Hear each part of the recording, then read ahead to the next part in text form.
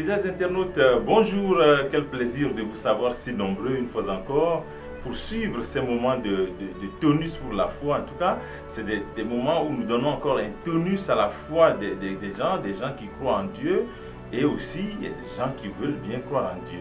Aujourd'hui, nous sommes très contents parce que nous savons que vous êtes encore très nombreux à nous suivre. Et nous allons commencer par une petite prière. Éternel Jéhovah, tu es merveilleux, tu es glorieux. Nous te reconnaissons comme notre Dieu, notre Créateur. Nous te disons merci pour la vie de ton Fils Jésus-Christ que tu as sacrifié et dont le sang a ôté le péché du monde. Merci Seigneur, merci mon Dieu, merci mon roi. Au nom de ton Fils, nous avons prié. Amen, amen. Alors nous sommes, comme je disais tout à l'heure, très contents de vous savoir si nombreux pour ces moments de tonus pour la foi sur votre chaîne Christ chez vous TV Foundation. Aujourd'hui, nous allons nous poser une question, en tout cas vous poser une question. Que veux-tu que Dieu te fasse? Que veux-tu que Dieu fasse pour toi? Dans Marc 10, verset 51, on peut lire, je vais lire précisément, ils arrivèrent à Jéricho. Et lorsque Jésus en sortit avec ses disciples et une assez grande foule, le fils de Timée, Bartimée, mendiant aveugle, était assis au bord du chemin. Verset 47, il entendit que c'était Jésus de Nazareth et il se mit à crier, « Fils de David, Jésus, aie pitié de moi !»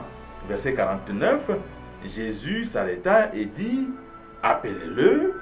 Ils appelèrent l'aveugle en lui disant, « Prends courage, lève-toi, il t'appelle. » Verset 50, l'aveugle jeta son manteau et se levant d'un bond, vint vers Jésus. Verset 51, prenant la parole, il lui dit, « Que veux-tu que je te fasse ?» Jésus lui pose la question de savoir ce qu'il voudrait qu'il fasse pour lui. « Que veux-tu que je te fasse ?»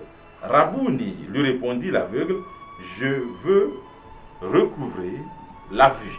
Je veux retrouver ma vue. » Donc ici, on constate que Jésus, de passage, rencontre un mendiant aveugle qui passait son temps à mendier, à vivre dans la mendicité, parce que justement, il pouvait rien faire comme travail. Donc, il faut que les gens se montrent gracieux envers lui pour qu'il puisse vivre au quotidien.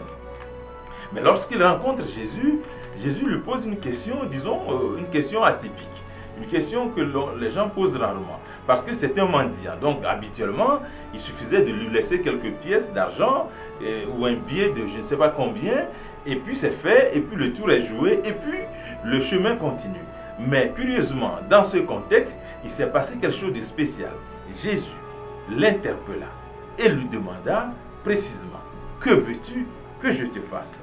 Donc, au regard de ce passage, et bien d'autres encore, on se rend compte que Jésus demande souvent à ceux qui viennent à lui pour être exaucés pour telle ou telle autre solution, il leur demande souvent ce qu'il voudrait qu'ils fassent pour eux.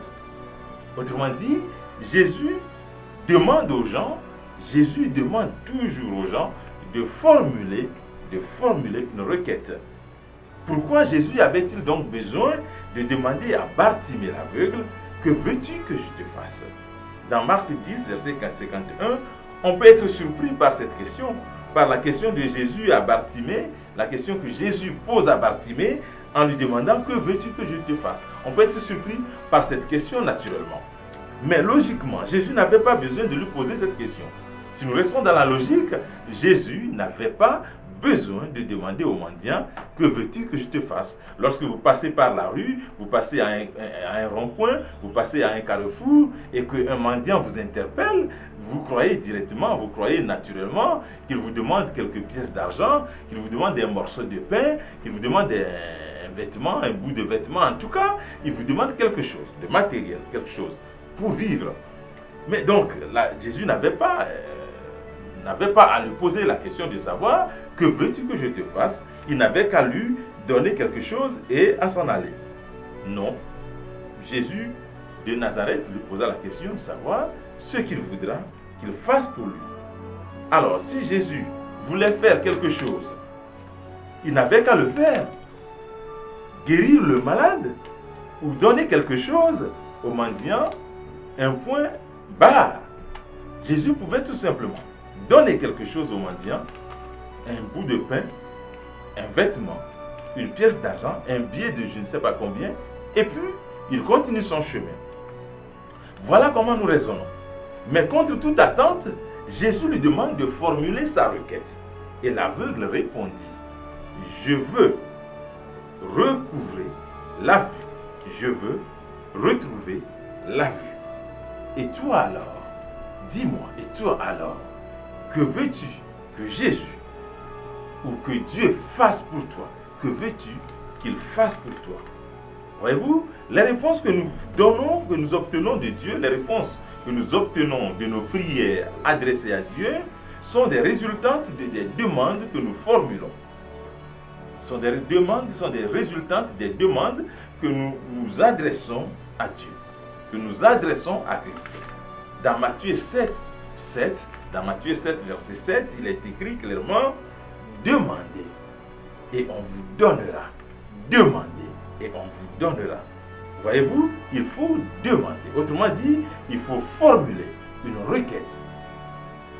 Il faut formuler une requête. Vous ne recevrez rien si vous n'avez pas demandé, ou encore, vous ne recevrez que ce que vous avez demandé. Et la Bible est claire là-dessus. Demandez et l'on vous donnera. Plusieurs fois dans la Bible, on peut voir Jésus ou un prophète ou Dieu lui-même, on peut les voir demander à telle ou à telle autre personne, que veux-tu que je te fasse? Que veux-tu que je fasse pour toi? Cette question n'est pas fortuite. Je dis, plusieurs fois dans la Bible, on peut voir Jésus ou un prophète ou Dieu lui-même demander à telle ou à telle autre personne, que veux-tu que je te fasse ou que veux-tu que je fasse pour toi? Cette question n'est pas fortuite. Elle est le fondement même,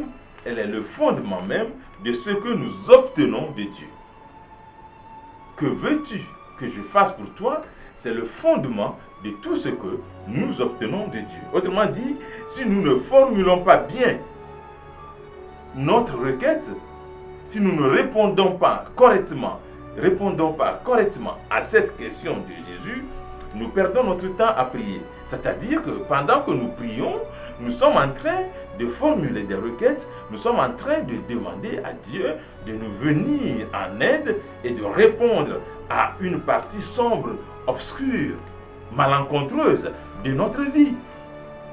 Et donc, naturellement, qu'est-ce qu'il nous faut? Il nous faut formuler des requêtes, des demandes claires. J'entends quelqu'un dire, bon, un maître de la loi peut-être, ou un pharisien, quelqu'un qui dit Dieu ne connaît-il pas ses projets pour nous, projets de bonheur et non de malheur, Jérémie 29, verset 11, et tout ça, oui, il connaît ses projets. Il a des projets de bonheur pour nous. Oui, Dieu connaît ses projets pour ses enfants. Et ces projets sont pour nous, sont des projets de bonheur. Mais attention, tous les projets de Dieu ne s'accomplissent pas dans la vie de tout le monde si nous ne collaborons pas à leur concrétisation. Je reprends. Tous les projets de Dieu ne s'accomplissent pas dans la vie de tout le monde si nous ne collaborons pas à l'accomplissement, à la réalisation de ces projets. D'ailleurs, plusieurs fois dans la Bible, on peut lire soit Dieu ou encore un prophète interpeller les gens. Lorsque l'Éternel Dieu voulait impacter la vie du roi Salomon, il demanda que Salomon dise ce qu'il attendait de lui. Lorsque Dieu voulait impacter la vie de Salomon, dans 1 Roi 3, verset 5, je vais lire précisément, lorsqu'il voulait impacter la vie de Salomon, dans 1 Roi 3, verset 7, verset 5, 1 Roi 3, verset 5, je lis précisément, à Gabaon, l'Éternel apparut en songe à Salomon pendant la nuit, et Dieu lui dit, demande ce que tu veux que je te donne. Demande ce que tu veux que je te donne. Voilà. Donc Dieu demande à Salomon de demander ce qu'il voudrait qu'il lui donne. Ça, c'est une preuve que Dieu demande toujours et toujours aux gens de formuler leurs requêtes, sauf que généralement, les gens passent à côté de la bonne formule. Lorsque le prophète Élisée voulait impacter positivement la vie de la femme stérile, Élisée demanda à cette femme, que veux-tu que je fasse pour toi? Dans 2 Rois 4, versets 10 à 13. Que veux-tu que je fasse pour toi? Élisée demande à cette femme, dans 2 Rois 4, versets 10 à 13, il lui demande, que veux-tu que je fasse pour toi? Pensez-vous que Salomon ou la femme stérile ou encore le paralytique au bord du lac de Bethesda ne priaient pas Dieu? Ils priaient Dieu. Ils imploraient Dieu, ils imploraient l'aide de Dieu. Ils attendaient une réponse, ils attendaient un exaucement. Mais Dieu, pour exaucer leur prière, demande, que veux-tu que je te fasse? Et c'est cette prière, et c'est cette question. C'est cette question, même question, que Dieu te pose aujourd'hui à toi. Il te demande ce que tu voudrais qu'il fasse pour toi. Réponds à cette question. Formule ta requête. Formule ta requête. Formule clairement ta requête. Pourquoi? Parce que Dieu ne fait rien pour un individu sans sa complicité. Il faut être complice de Dieu. Il faut collaborer avec Dieu. Il faut accepter de collaborer avec Dieu, et c'est en cela que Dieu nous apporte la réponse aux problèmes que nous avons. Malheureusement, c'est là justement que beaucoup de chrétiens, beaucoup de personnes échouent, car ils demandent mal. Comme cette femme, la mère des fils de Zébédée, qui a formulé une mauvaise requête. Dans Matthieu 20, verset 20, je peux lire, alors la mère des fils de Zébédée s'approcha de Jésus avec ses fils et se prosterna pour lui faire une demande. Verset 21, il lui dit, que veux-tu? Voilà, voyez-vous ici encore, Jésus pose la question à la mère des fils de Zébédée qui s'approcha de lui. Il lui pose la question, que veux-tu? Ordonne, lui dit-elle, suivez bien la réponse, suivons la réponse. Ordonne, lui dit-elle, que mes 2 fils que voici soient assis dans ton royaume, l'un à ta droite, l'autre à ta gauche. Verset 22, Jésus répondit, vous ne savez pas ce que vous demandez.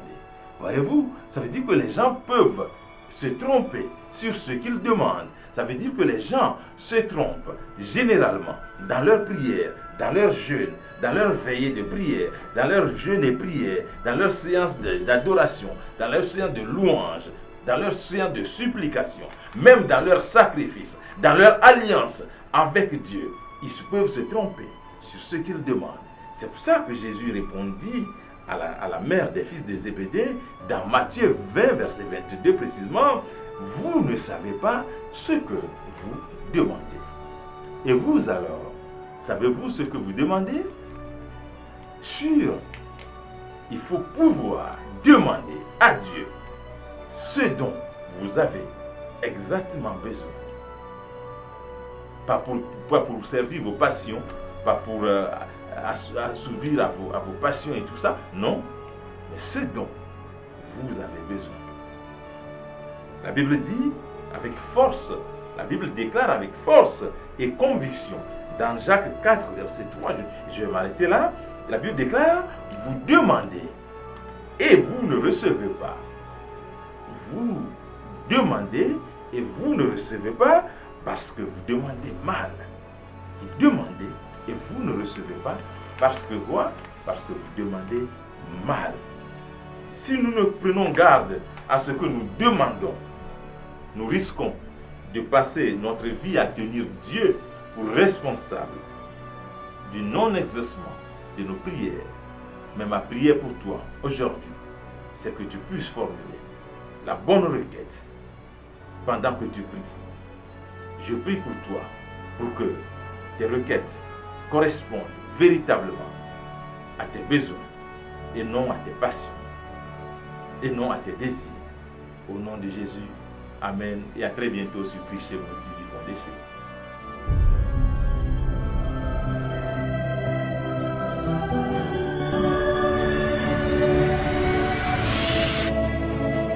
Christ chez vous TV.